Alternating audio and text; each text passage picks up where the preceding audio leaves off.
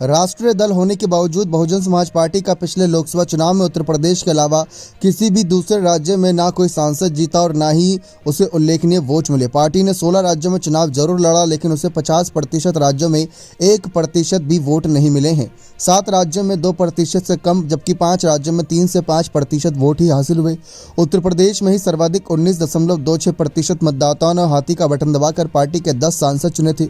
अब के अकेले ही चुनाव मैदान में उतरने की घोषणा कर चुकी बसपा प्रमुख मायावती ने उत्तर प्रदेश उत्तराखंड को छोड़ देश भर में पार्टी का नीला परचम लहराने का दायित्व अपने भतीजे और पार्टी के नेशनल कोऑर्डिनेटर आकाश आनंद को सौंप रखा है।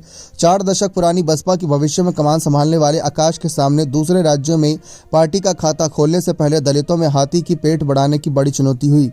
वर्ष 1984 बनी बसपा के इतिहास में पार्टी के अब तक 4 राज्यों में ही सांसद रहे। उत्तर प्रदेश की 3 लोकसभा सीटों के अगर बात करें तो अलावा बसपा ने पहल वर्ष 1989 में उस पंजाब राज्य की भी एक सीट पर जीत दर्ज की थी, जहां से पार्टी के संस्थापक कांशीराम रहे।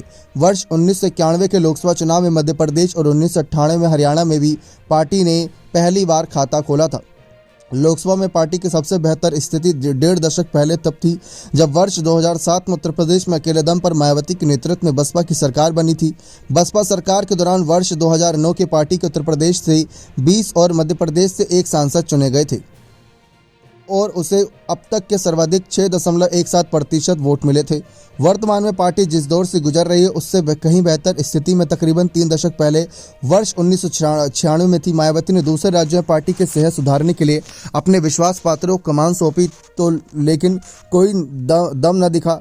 लगभग 3 माह पहले बड़ी उम्मीदों के साथ मायावती ने अपने युवा भतीजे आकाश को पार्टी का उत्तराधिकारी घोषित करने के साथ ही उत्तर प्रदेश उत्तराखंड छोड़ में हाथी की सेहत सुधारने का जिम्मा सौंपा।